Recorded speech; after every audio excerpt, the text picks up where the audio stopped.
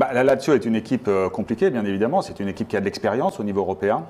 Maintenant, c'est une équipe qui a un début de saison un petit peu compliqué. L'intersaison n'a pas été facile. Il y a eu le départ de Philippe Anderson en Angleterre à West Ham, mais ça, c'était plutôt prévu. Oui. Il y a eu le non-départ de Milinkovic, et ça, c'était moins prévu parce qu'on pensait que... Le club était gourmand, là. Oui, le club était très, très gourmand. Le président Lotito a demandé jusqu'à 150 millions d'euros pour ce joueur. Il a eu des propositions à pas loin de 100 millions d'euros qu'il a refusé, pensant qu'il allait réussir à vendre son joueur à de tels prix. Il y a eu problème, deux choses qui se sont passées cet été. D'abord, c'est qu'il n'a pas fait une bonne Coupe du Monde avec la Serbie.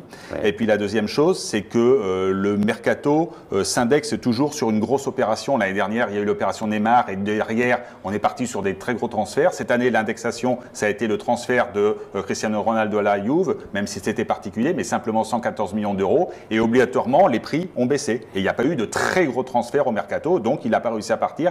Et c'est vrai que c'est le joueur principal, le joueur le plus important de la Lazio.